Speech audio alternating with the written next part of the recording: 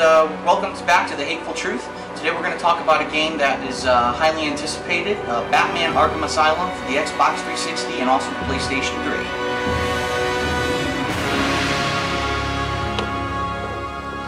You know, Batman's really been around the block when it comes to video games. I remember back in the 90s, there must have been dozens of just shit games with just slap Batman's name on them, side-scrollers, beat-em-ups, driving games, if you can believe it.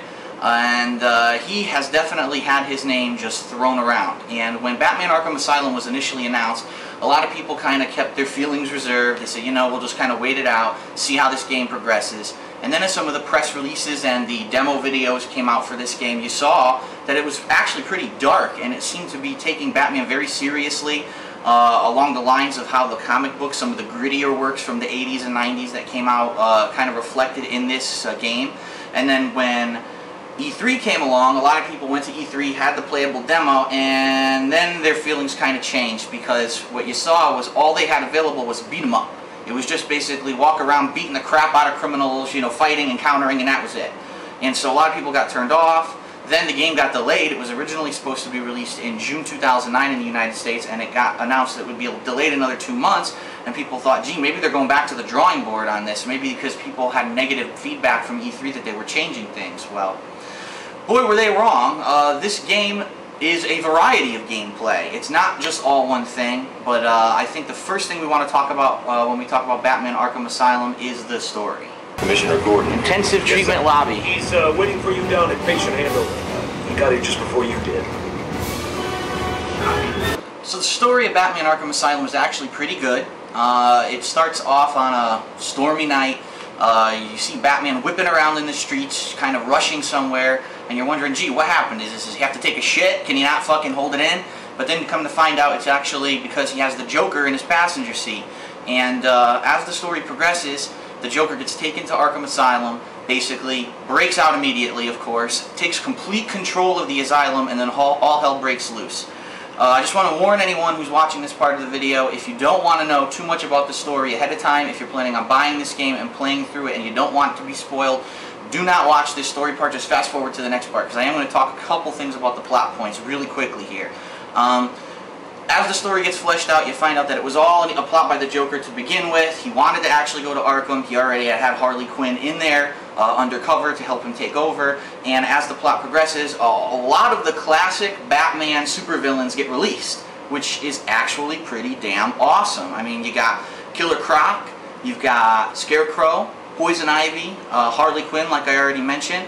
There's a lot of cameo appearances of characters that aren't necessarily people that you fight, but that you see throughout the game. For example, you see Mr. Freeze's cell at one point. You see Two-Face's cell, the Riddler's cell. And speaking of the Riddler actually has a really big part of this game, even though he never actually appears in it. A lot of the different gameplay in this game isn't necessarily progressing in the story, but actually trying to find secret hidden things that the Riddler has hidden throughout Arkham Asylum, as well as solving his riddles. For every single different map location on Arkham Asylum, there's a riddle that you have to solve, which you can solve by finding a certain item. Like, for example, he might say, what's clear and refreshing and really expensive? And then you find this bottle of Fiji water and you say, oh, it's Fiji, and then, oh, you solve the riddle, you get experience points, and the more that you do that, the quicker you'll level up. Sometimes you'll get a special item or something unlocked because you solved enough of the riddles.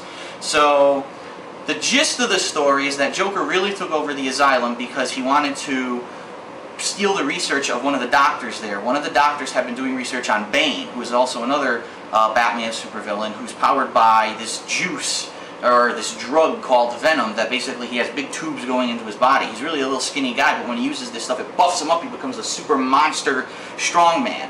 And so this research is basically a way to perfect this Venom and duplicate it and create it in a mass quantity so you can create like an army of super soldiers. So Joker takes over the asylum in order to steal that research and try to create an army of his own super soldiers, which are basically just his gang members who he's juicing up.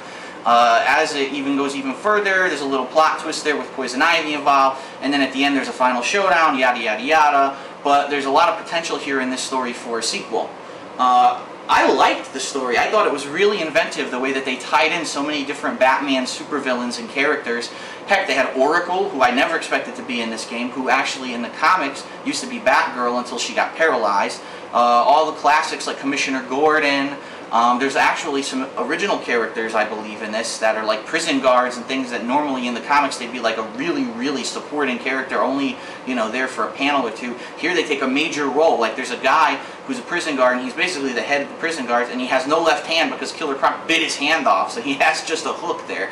Those little kinds of touches kind of make this game feel pretty fulfilling, realistic, and fun. I mean, when you play a game, you don't only want to play it for the gameplay. If it's a story that's good enough to keep you caught and interested in what's going to happen next and why things are happening, then you're going to keep playing that game. And in Batman Arkham Asylum, I really think that the things come together and that story is gripping enough that you're going to want to at least play through the game once.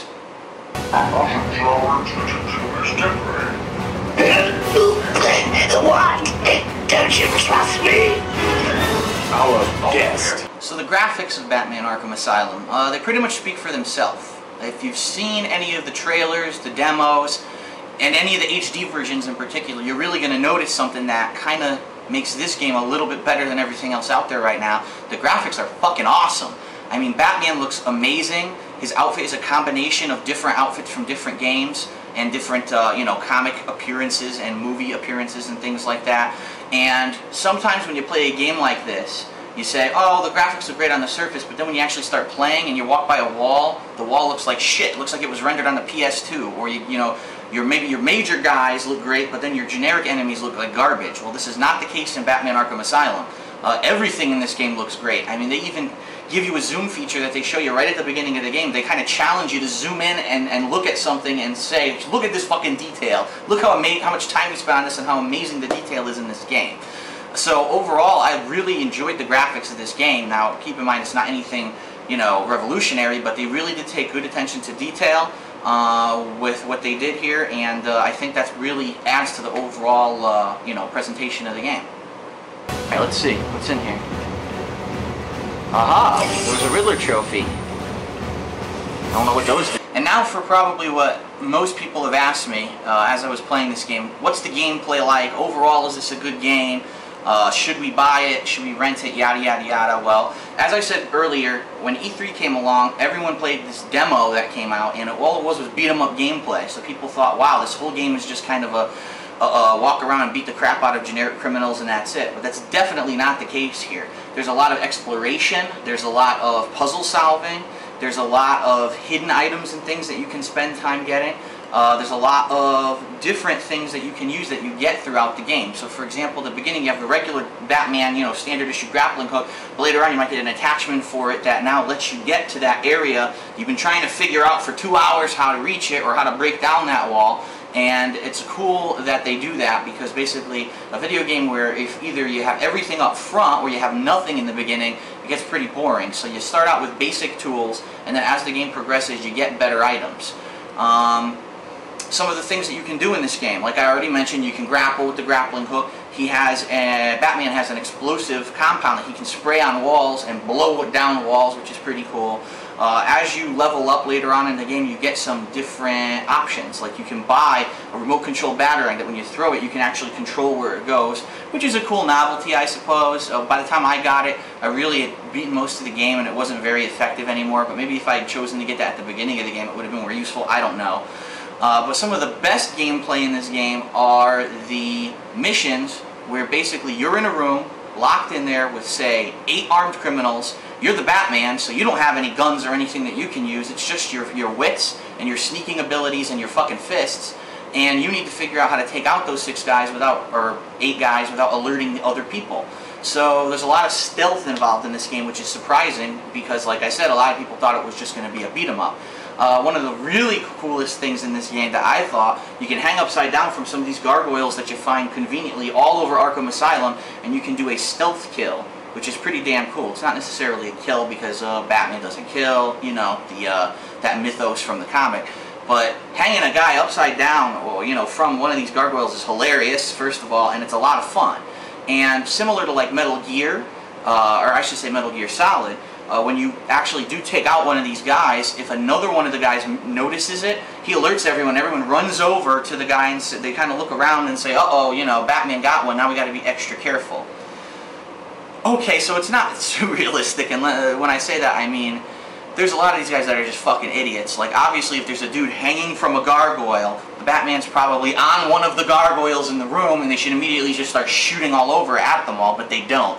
And a lot of the times when they're alerted, you can just easily start swinging like crazy from gargoyle to gargoyle, and within 2 seconds they've completely lost you, which kind of makes no sense. I mean, if you're in a big, huge open hall, you can just look up and see where the Batman is.